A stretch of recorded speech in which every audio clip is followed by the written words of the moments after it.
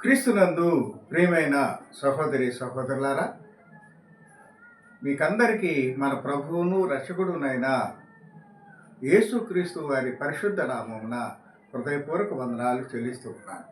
ప్రియులారా, ప్రతిదినము అవకాశం ఉన్నప్పుడల్లా మనము దేవుని వాక్యాన్ని యూట్యూబ్ ద్వారా మీ అందరికీ అందించడం జరుగుతుంది. నాకు ఈ వాక్యము ప్రసారం చేయడం ద్వారా లేదా ఈ వాక్యాన్ని మీతో పంచుకోవడం ద్వారా నాకు కొంత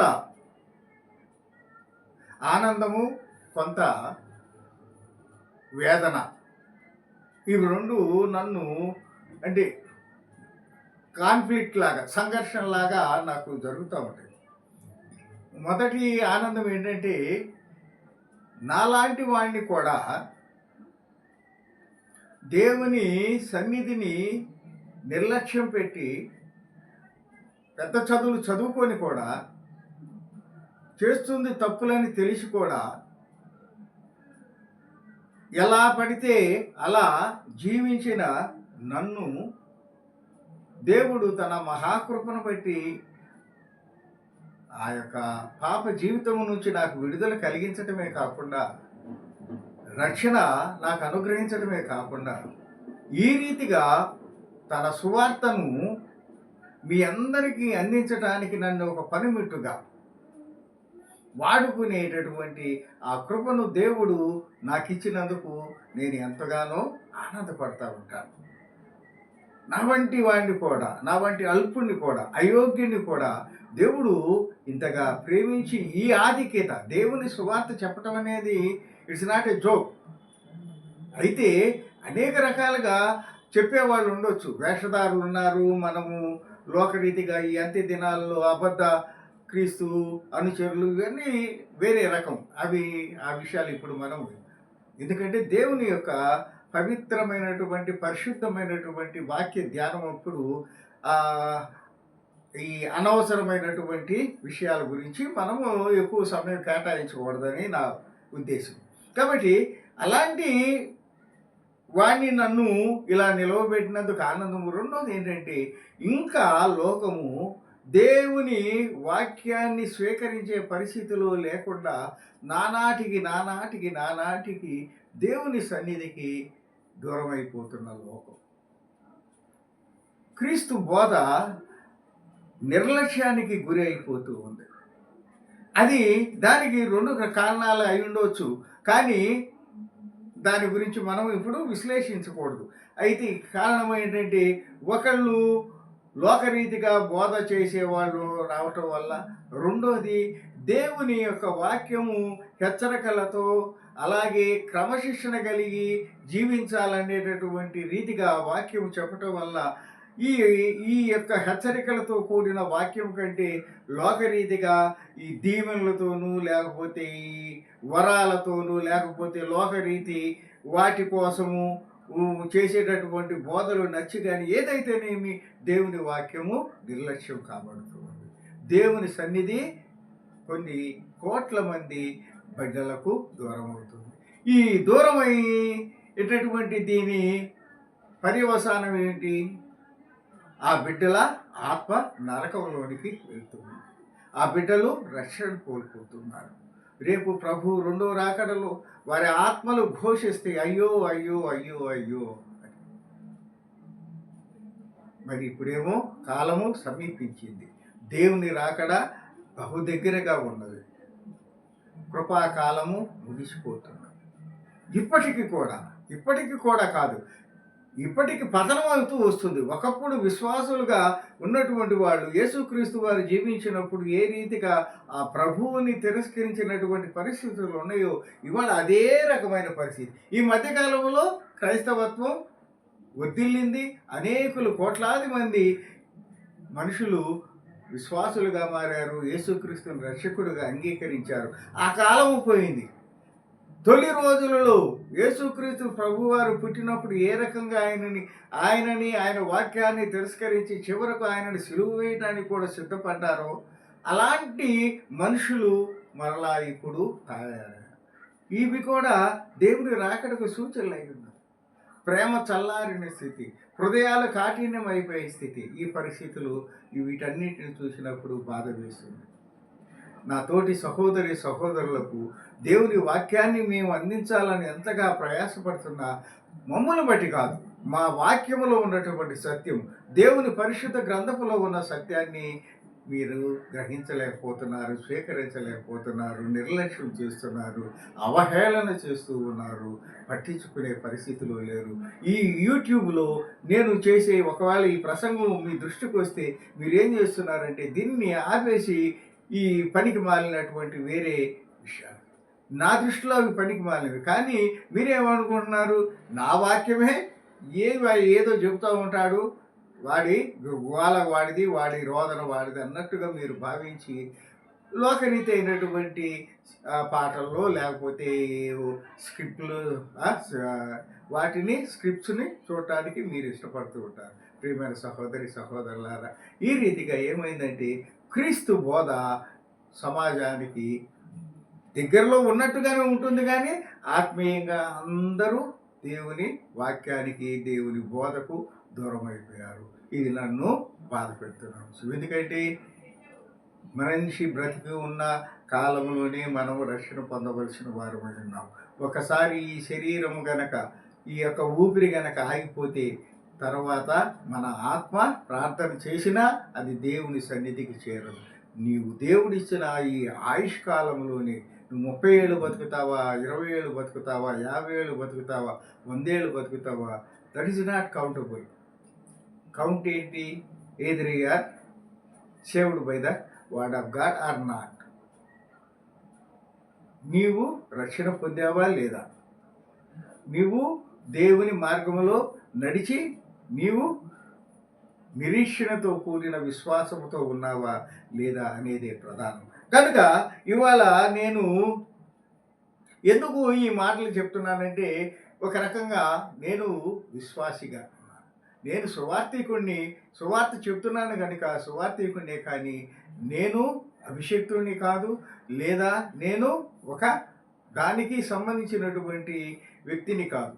నేను దేవుని కృపను బట్టి రక్షించబడిన ఒక మనిషిని.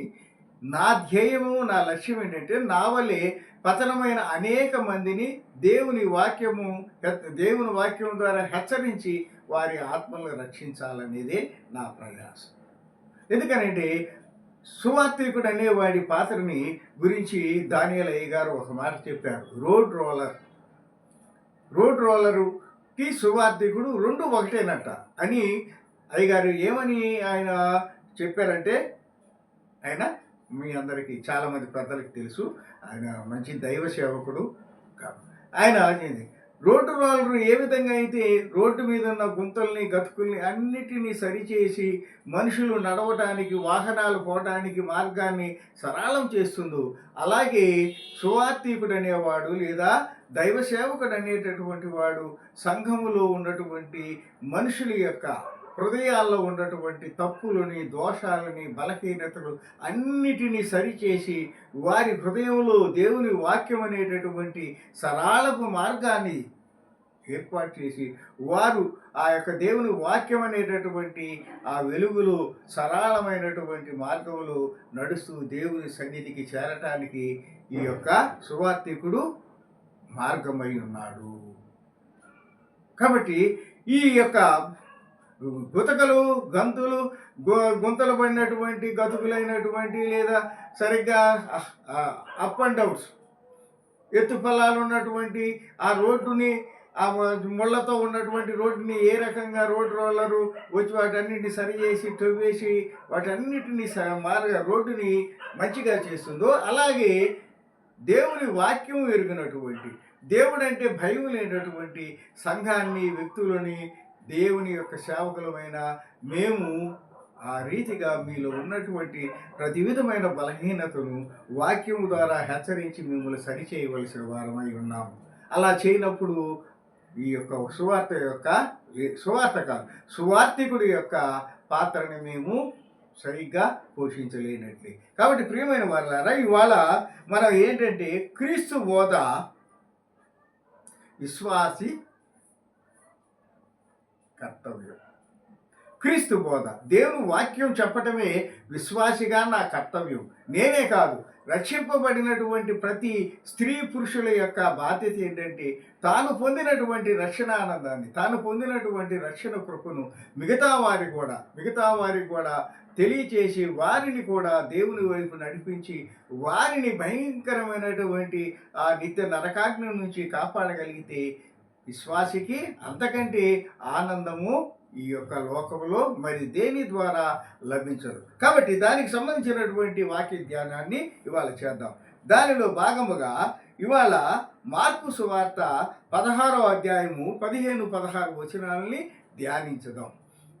మార్కు సువార్త 16వ అధ్యాయము 15-16 వచనాలని.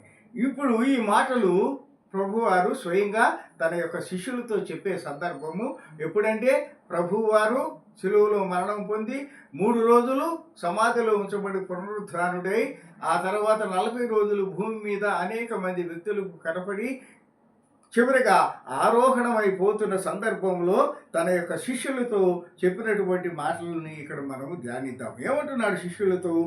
మీరు సర్వలోకమునకు వెళ్ళి సర్వ సృష్టికి సువార్తను ప్రకటించుడి. మీరు సర్వలోకమునకు వెళ్ళి సర్వ సృష్టికి సువార్తను ప్రకటించుడి. నమ్మి బాప్తిస్మము పొందినవాడు రక్షింపబడును, నమ్మనవానికి శిక్ష విధింపబడును. ఇది దేవుని యొక్క వాక్యమై ఉన్నది. దేవుడు స్వయముగా తన శిష్యులతో చెప్పిన మాట. ఏమంటున్నాడు? మీరు సర్వలోకమునకు వెళ్ళి సర్వ సృష్టికి సువార్తను ప్రకటించుడి. Go and teach the God's word. దేవుని మాట, దేవుని వాక్యాన్ని, సువార్తను. సు అంటే మంచి, వార్త అంటే సమాచారం. ఈ మంచి సమాచారం, దేవుని రక్షణకు సంబంధించినటువంటి ఈ మంచి వార్తని మీరు శిష్యులైనటువంటి మీరు లేదా విశ్వాసులైనటువంటి మీరు, రక్షింపబడిన మీరు ఏం చేయాలి? మీ ప్రాథమిక బేసికల్ డ్యూటీ ఏంటి? గో అండ్ ప్రపంచానికి మొత్తానికి వెళ్ళి మీరు ప్రకటించండి. మీరు సర్వలోకమునకు వెళ్ళి సర్వ సృష్టికి సువార్తను ప్రకటించండి. ఎందుకు ప్రకటించాలంట? నమ్మి బాప్తిసం పొందిన వాడు రక్షింపబడును. ఎవరైతే ఆ యొక్క దేవుని వాక్యాన్ని, ఆ సువార్తను నమ్మి బాప్తిసం పొందుతాడో వాడు రక్షించబడతాడు. బాప్తిసం అంటే నీటిలో స్నానం. ఏమిటి అది? ఒక మరణము నుంచి, లోక మరణము నుంచి నిత్య జీవంలోనికి నడిపించడానికి దానిని మనము యేసు ప్రభు వారు కూడా మనము చూసాం. యోర్దాను నదిలో ఆ యొక్క యోహాను బాప్తిసం ఇచ్చు యోహాను ద్వారా ఆయన బాప్తిసం పొందినటువంటి సన్నివేశాన్ని మనం. కాబట్టి ఇక్కడ అదే చెప్తున్నాడు ప్రభువారు. నమ్మి బాప్తిసం పొందినవాడు రక్షింపండి. దేని నమ్మాలి? యేసుక్రీస్తు ప్రభు వారి రక్షకుడని, ఆయన దేవుని యొక్క అద్వితీయ కుమారుడని, లోక పాపములను పరిహరించడం కోసం నరరూపుదారిగా వచ్చాడని, ఆయన కల్వరి శిలువలో మన పాపముల కోసం తన రక్తాన్ని చిందించాడని, 3వ రోజున లెగుచడం ద్వారా మరణాన్ని జయించిన వాడిగా నిత్య జీవానికి నిన్ను నన్ను తీసుకెళ్ళడానికి ఆయనే కర్త అయి ఉన్నాడని, అందరూ ఎవరైతే విశ్వసించి బాప్తిసం పొందుతారో వారు పొందినవాడు రక్షింపబడును. ఎవరైతే విశ్వాసముతో నమ్మి బాప్తిసం తీసుకుంటాడో that fellow is going to be rescued, రక్షింపబడును. నమ్మని వానికి శిక్ష విధింపబడును. The people who doesn't believe the word of God or the message of God, వారు నశించిపోతారు. మరి అంటే ఇక సెకండ్ ఆప్షన్ ఏమి లేదు. ఏమన్నాడు? శిక్ష విధింపబడును. They are going to be punished. శిక్ష విధింపబడు. కాబట్టి ప్రియమైనటువంటి వాళ్ళారా, అదే లక్ష్యంతో, అదే బాధతో, అదే గమ్యముతో దేవుని వాక్యాన్ని మేము మీకు అందిస్తున్నాం. నేనే కాదు, కొన్ని వందల వేల మంది దేవుని విశ్వసించిన వారు దేవుని వాక్యాన్ని మీ ఇంటి గడపకు దగ్గరికి తీసుకొచ్చారు. కానీ మీరేమో మీ ఇంటికే కాదు, మీ హృదయాలు కూడా మీరు తలుపులు వేసుకొని ఉన్నారు. మీ హృదయం అని ఆ యొక్క తలుపులు తీయట్లేదు. దేవుని వాక్యాన్ని మీ హృదయంలోనికి రానివ్వట్లేదు. పాట కూడా మనం ఉంది, చాలాసార్లు పాడుకుంటాం, మంచి పాట అది. హృదయమనుడు తలుపు నొద్ద యేసునాథుండు, నిలిచి సదయుడగుచు తట్టుచుండు సకల విధములు. హృదయమనుడి తలుపు నొద్ద ప్రభువు నిలబడి ఉన్నాడు. నువ్వు ఎప్పుడైతే ప్రభువా నా హృదయంలోనికి రా, నన్ను నా పాపం జీవితాన్ని నుంచి నాకు విడుదల దయచేసి నీ పరిశుద్ధ రక్త ప్రోక్షణ ద్వారా నన్ను రక్షణలోకి నడిపించని ఎప్పుడు నువ్వు అడుగుతావా, ఎప్పుడు నా హృదయంలోనికి నువ్వు రా ప్రభు అని పిలుస్తావని తండ్రి హృదయమనుడు తలుపు నొద్ద యేసునాథుడు నిలచి సదయుడగుచు తట్టుచుండు. నీ హృదయం అనే తలుపును తట్టుతున్నాడు. ఇదిగో నాయన కుమారుడా, నా కుమార్తె, ఇదిగో నీలో ప్రవేశించడానికి, నిన్ను రక్షించడానికి ఇదిగో నీ ఇంటికి వచ్చాను, నీ యొక్క హృదయపు తలుపు దగ్గరకు వచ్చాను, తలుపు తీసి నన్ను లోపలికి ఆహ్వానించని ప్రభు పిలుస్తూ ఉంటే మనము ఆ యొక్క హృదయం తీయటానికి సిద్ధంగా లేవు. ఎందుకని మనకు లోకాశలు ఉన్నాయి, మనకి శరీరాశలు ఉన్నాయి, జీవోపటంబాలు ఉన్నాయి. మనల్ని మనము సంపూర్ణంగా నాశనం చేసుకునేదాకా మనకి దేవుడు గుర్తుకురాడు. మనం చాలామందిని చూస్తూ ఉంటాం. కాబట్టి ఆఖరి నిమిషంలో భ్రష్టత్వంలోనికి వెళ్ళిపోయినాక అప్పుడు మనము మందిరానికి వెళ్దాం, అప్పుడు చర్చికి వెళ్దాం, అప్పుడు పాపాలు ఒప్పుకుందాం, అప్పుడు బాప్తీసం తీసుకుందాం అని ఈ యొక్క నిర్లక్ష్య వైఖరి, వాయిదాల వైఖరి ఏం చేస్తుందంటే నీకు తెలియకుండానే నువ్వు చచ్చిపోయినప్పుడు నీకు ఆ రక్షణ పొందే భాగ్యాన్ని కోల్పోతాం. నాకు తెలిసి నా స్నేహితులు, నాతో కలిసి తిరిగిన వాళ్ళు ఎంతోమంది చనిపోయారు. వాళ్ళందరూ ఇదే వాయిదాల పద్ధతిలో పోయి చివరికి రక్షణ లేకుండా వారు మరణించడం జరిగింది. అయితే వారు ఆత్మీయ పరంగా ఏ రకమైన స్థితిలో మరణించారో నాకైతే తెలియదు, కానీ చూడటానికి మాత్రం వారు రక్షణ లేకుండానే మరణించినట్లుగా కనిపిస్తుంది. కాబట్టి సహోదరి సహోదరులారా గమనించండి, జాగ్రత్త పడండి.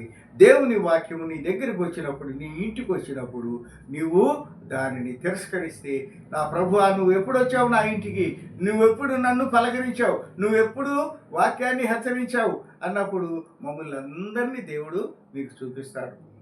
ఇదిగో యూట్యూబ్ ద్వారా పలానాతను, లేదా ఇదిగో మీ ఇంటి ముందు మైకు పెట్టుకొని ఒక అతను, ఇదిగో కొంతమంది సేవకులు బండి వేసుకొని మీ ఇంటికి, మీ వీధికి ఎంతమంది వచ్చి నా వాక్యాన్ని చెప్పారు.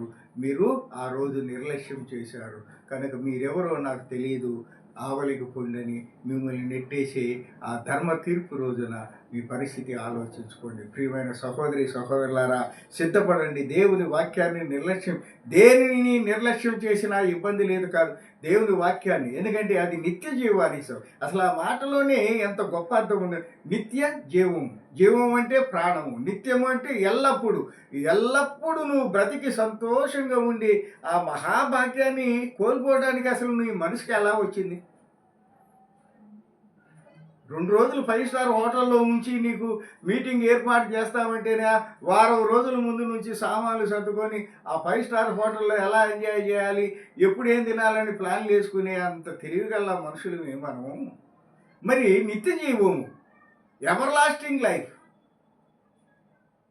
మహోన్నతమైనటువంటి ఆ నిత్య జీవంలో, నిత్య రాజ్యంలో, ప్రభు సన్నిధిలో జీవించడానికి నీకు రూట్ మ్యాప్ ఇచ్చి ఈ మార్గంలో నువ్వు వస్తే నీవు ఆ యొక్క గమ్యానికి చేరతావని వాక్యము, బోధకులు, సువార్థికులు అనేక మంది హెచ్చరిస్తూ ఉంటే ఎందుకు దేవుని వాక్యాన్ని మీరు నిర్లక్ష్యం చేస్తున్నారు? నేను ఇంకా వేరే విషయాలు ఏమి చెప్పను. ఎందుకు ఇప్పుడు it is the time to caution you. మిమ్మల్ని హెచ్చరించాలి. నేను ఏదో 4 మాటలు చెప్పి కళ్ళు మూసుకోండి, వారి దీవెనలు అవన్నీ ఆ చెప్పేవారు వేరే ఉన్నారు. వారికి దేవుడు ఇచ్చిన ఆ యొక్క వరాలుంటే ఉండొచ్చు, కానీ but as far concerning to me, నాకు కావాల్సింది ఏంటి? మీరు రక్షించబడాలి, మీరు పాపము నుంచి విడుదల పొందాలి, దేవుని కృపకు పాత్రలు అవ్వాలి, మీరు అంత్య తీర్పులో దోషులుగా దేవుని సన్నిధిలో నిలబడి మీరెవరో నాకు తెలియదు ఆవలకు పొండి అనే ఆ స్థితి నుంచి మీరు తప్పించుకోవాలి. కాబట్టి ప్రియమైనటువంటి సహోదరి సహోదరులారా, గమనించండి, దేవుని వాక్యాన్ని నిర్లక్ష్యం చేయబాకండి. ఇంటికి వచ్చినటువంటి, నీ గడపకు వచ్చినటువంటి దేవుని వాక్యాన్ని, దేవుని పరిశుద్ధాత్మను నిర్లక్ష్యం చేయబాకండి. చూడండి, ఒక విత్తనం ఉంది, అది భూమిలో వేస్తే అది చచ్చిపోయి జీవం పొంది ఆ భూమిని చీల్చుకొని పైకి వచ్చి చిన్నగా ఎదిగి మహావృక్షం అవుతుంది. ఆ భూమిలో పడి చచ్చిపోయి ఆ మరణమైన ఆ భయంకరమైన స్థితిలో నుంచి ఆ భూమి లోపల ఆ విత్తనాన్ని వేసిన తర్వాత దాని చుట్టుపక్కల అనేకమైన చిన్న క్రిములు, కీటకాలు దాన్ని చంపేయటానికి, దానిని తిని బ్రతకటానికి అనేకమైన ప్రయత్నాలు జరుగుతూ ఉంటాయి. అనేక రకాలుగా అది హింస అనిపిస్తుంది, గాలి ఆడక ఊపిరాడక. అయినప్పటికీ కూడా తన ప్రాణాన్ని కాపాడుకొని మొక్కగా ఎదిగి మహావృక్షంగా ఎదగాలని ఆ యొక్క పట్టుదల దీక్షతో ఆ విత్తనం సార్ ఆ భూమిలో వేసి ఆ సాలు దున్ని లోపలేసిన ఆ విత్తనం చిన్నగా ఈ క్రిములన్నిటిని జయించి ఆ కీటకాల బారి నుంచి తప్పించుకొని భూమిలో ఉన్న నీటిని, తనకు కావలసిన ప్రాణాధారమైన నీటిని స్వీకరించి తాను చనిపోయి ఆ చనిపోయినటువంటి ఆ విత్తనపు చివరిలో నుంచి జీవముతో బయటకు వచ్చి మొక్కై మహావృక్షమై.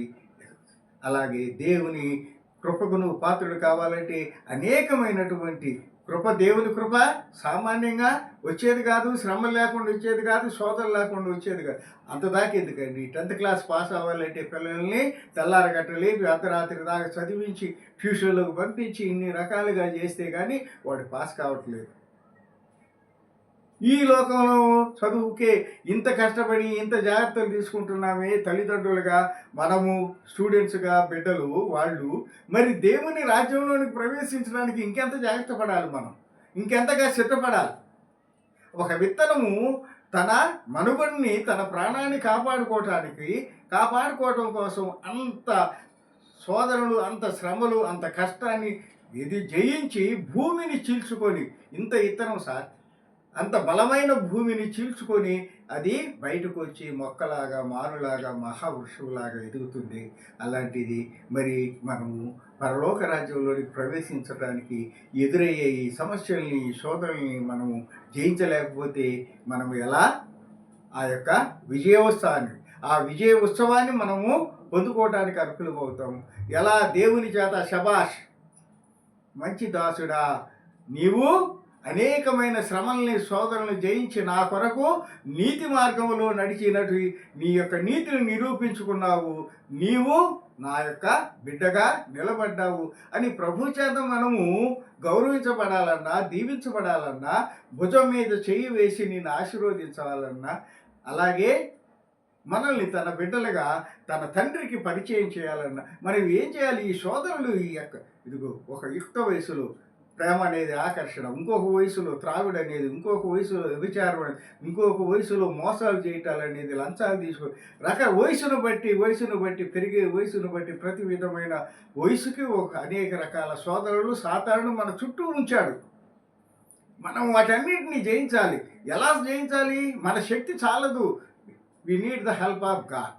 దేవుని యొక్క సహకారంతో, ఆయన యొక్క దయా విశేషముల చేత మనము ఈ సాతానుడు మనల్ని నాశనం చేయడానికి మన చుట్టూ పడినటువంటి ఆ పద్మవ్యూహం వంటి ఆ పాపాలను, ఆ బలహీనతలు అన్నిటినీ జయించగలగాలి. ఎలా అంటే ఓన్లీ దేవుని యొక్క కృపను బట్టి. కాబట్టి ప్రియమైనటువంటి వారలారా, ఇప్పుడు రోమీయులకు రాసినటువంటి పత్రిక 1వ అధ్యాయము 16వ వచనము చదువుకుందాం. ఎందుకనంటే నేను ఇవాళ ఒక సువార్థికుడిగా మీతో మాట్లాడుతున్నాను.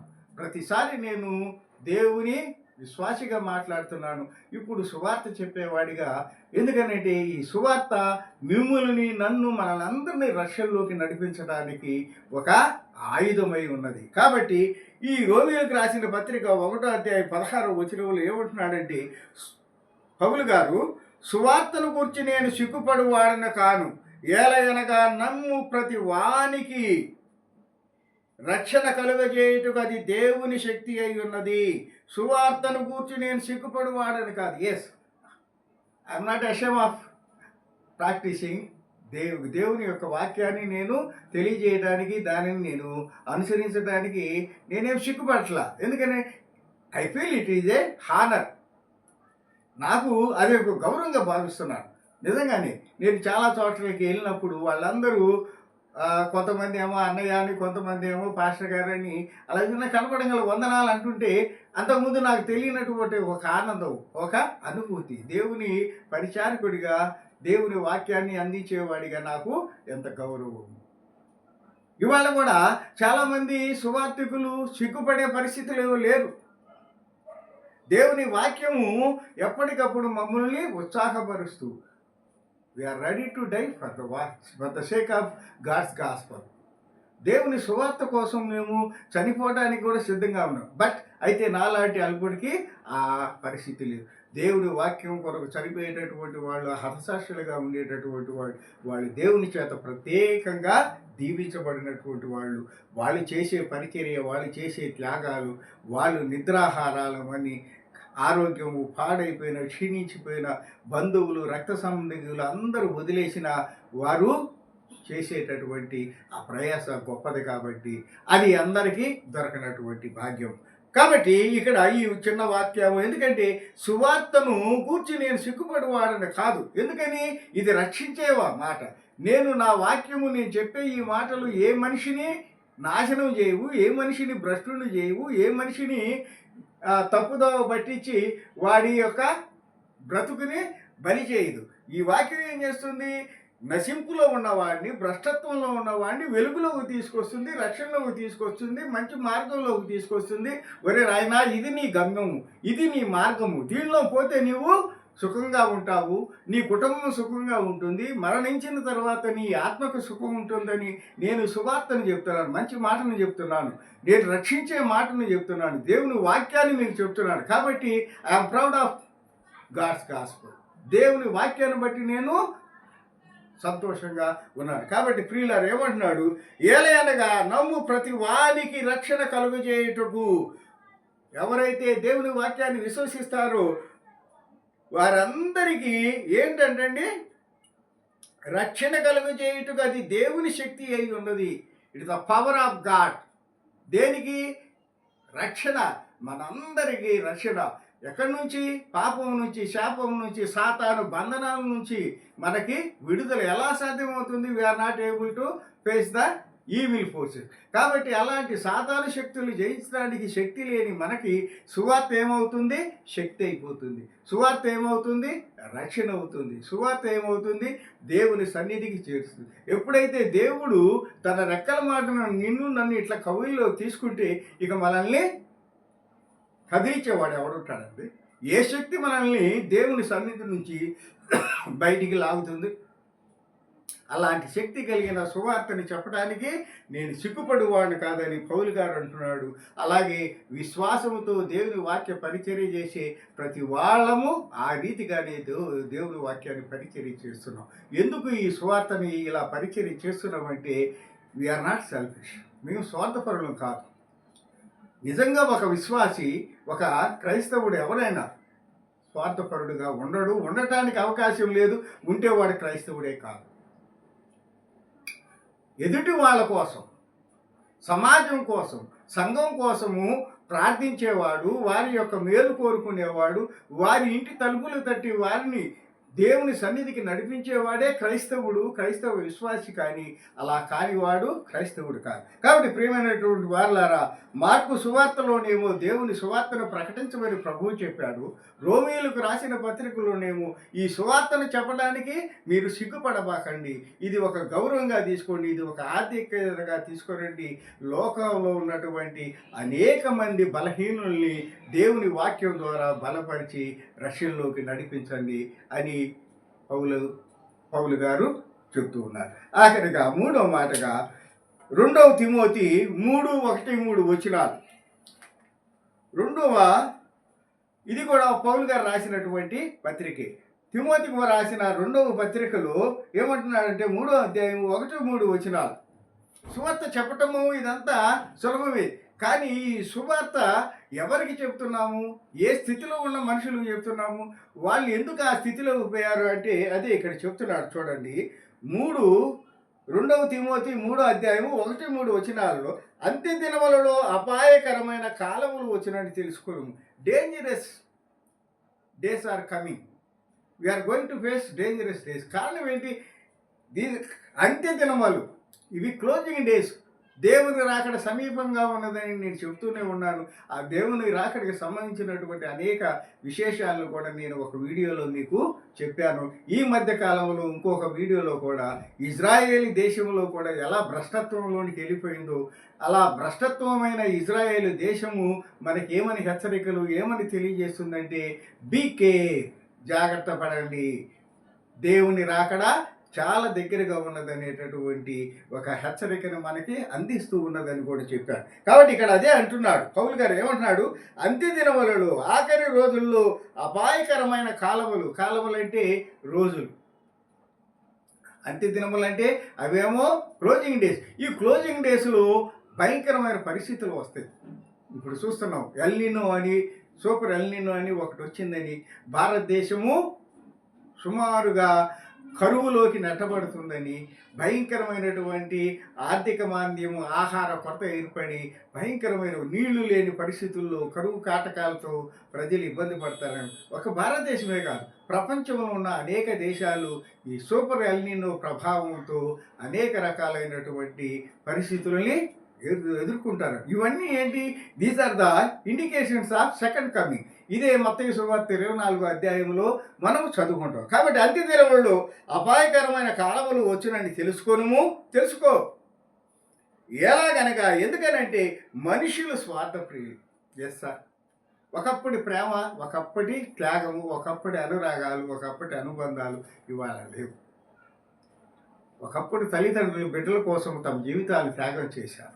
ఒకప్పుడు బిడ్డలు తల్లిదండ్రులను వృద్ధాప్యంలో కాచుకొని ఉండేవాడు. ఇవాళ పరిస్థితులు లేవు.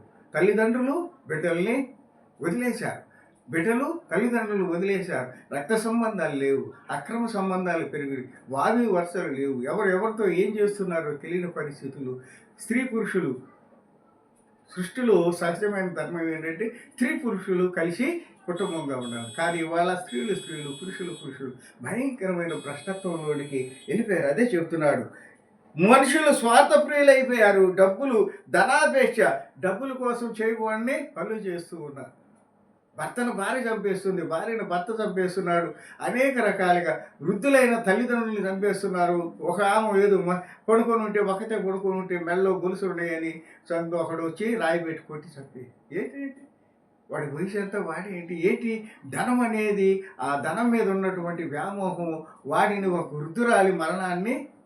అలాగే చాలామంది అనేక రకాలైనటువంటి మనం చూస్తున్నాం. ఈ లైఫ్ ఇన్సూరెన్స్ డబ్బుల కోసం భర్తను చంపేసే భార్యల్ని, మరి భర్త భార్యని చంపటం, ఇలాంటి అనేకమైనవి ఉన్నవి. అవన్నీ మీ అందరికి తెలిసిన విషయాలే కాబట్టి వాటి గురించి నేను పోను.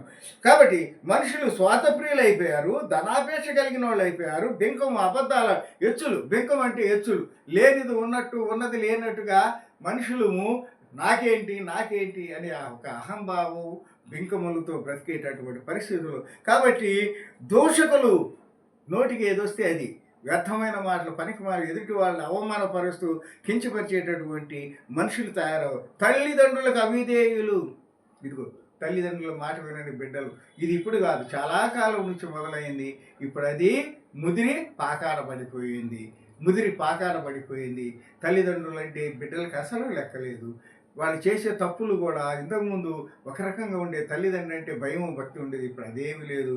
బిడ్డలు ఒక వయసు వచ్చేసరికి తిరుగుబోతులు అవుతున్నారు.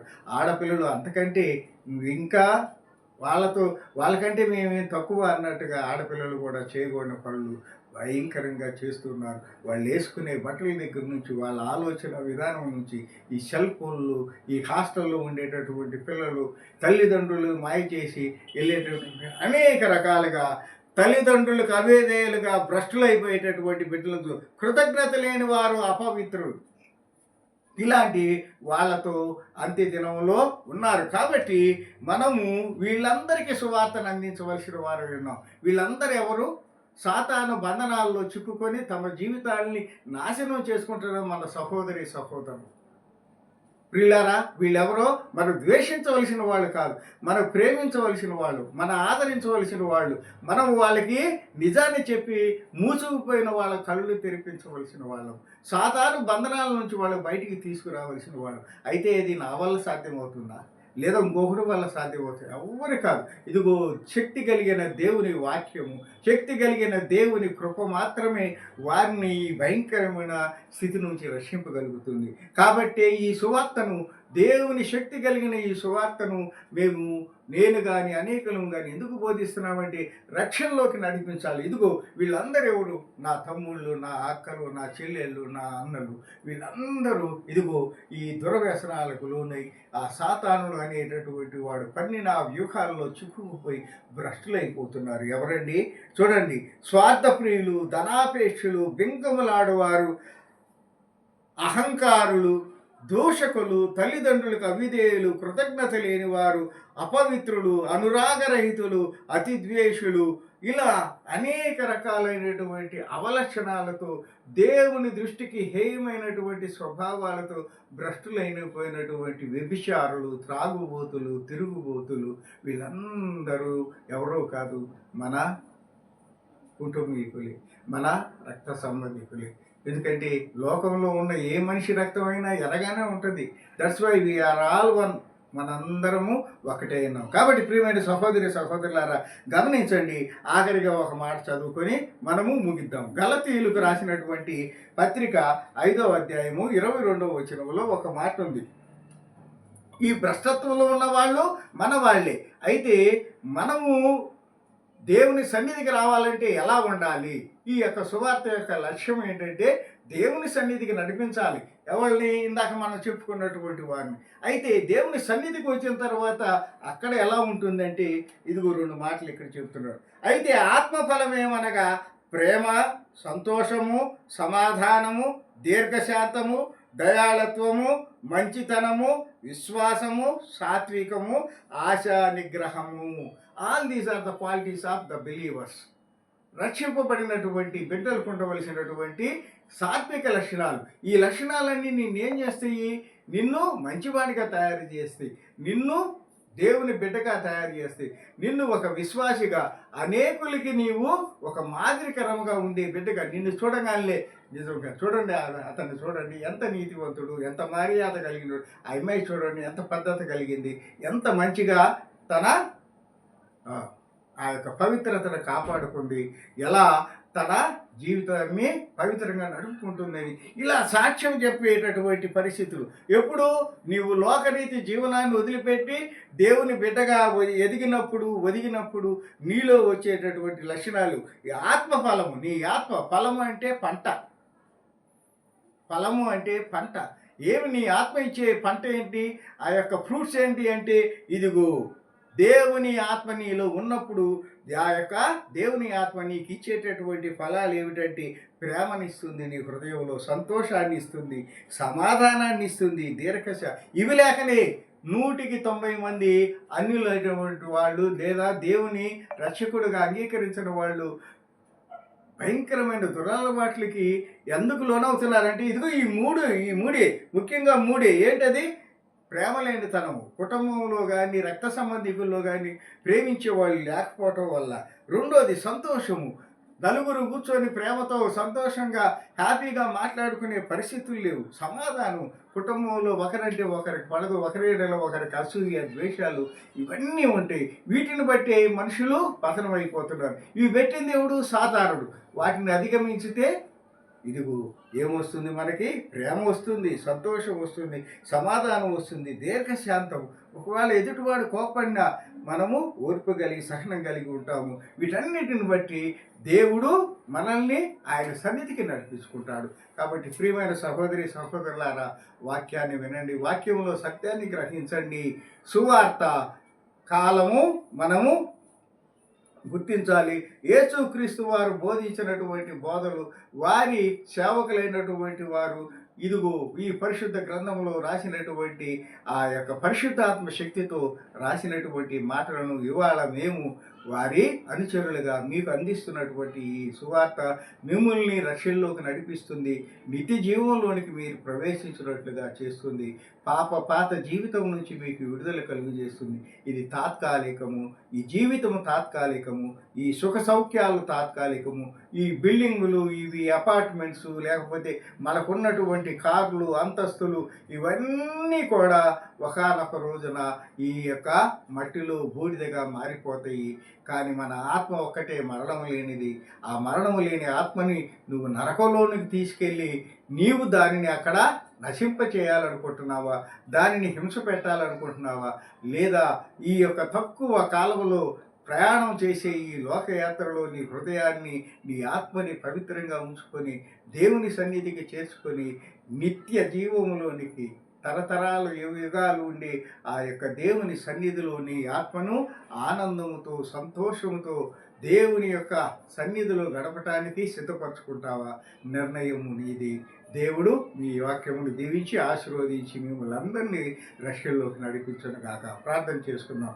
మహాకృప కలిగిన మా తండ్రి, ప్రేమ కలిగిన యేసునాయన, ఇదిగో నాయన ఈ సువార్త బోధనైన విశ్వాసిగా నా బాధ్యతగా భావించి ఇదిగో నాయన యూట్యూబ్ ద్వారా అనేక మంది బిడ్డలకు నాయన నేను చెప్పి ఉండగా నాయన ఈ వాక్యాన్ని నాయన విన్నటువంటి బిడ్డలు ఇప్పటికైనా నాయన తమ ప్రవర్తనను, తమ జీవన విధానాన్ని మార్చుకొని నాయన ఈ లోకరీతి యొక్క బంధనాల నుంచి, సాతాను యొక్క కుయుక్తుల నుంచి నాయన విడుదల పొంది నాయన మీ కృపకు పాత్రులై మీ పరిశుద్ధ రక్త ప్రోక్షణ ద్వారా పాప విమోచన రక్షణ భాగ్యమును పొంది మీ బిడ్డగా నాయన పరలోక రాజ్యంలోని నిత్య జీవులోని ప్రవేశించినట్లుగా నాయన మీ బిడ్డలందరినీ దీవించి ఆశీర్వదించమని నాయన అంత్య దినములో బ్రతుకుతున్న ఈ బిడ్డలు నాయన నశించిపోకుండా వారి ఆత్మలను కాపాడమని మహాకృప కలిగిన తండ్రి, ప్రేమ కలిగిన మా ప్రభువ, వీరందరినీ నీ చేతులకు అప్పగించుకొచ్చు యేసు నామం ప్రార్థించి అడిగి వేడుకొంచున్నాను తండ్రి. ఆమేన్, ఆమేన్.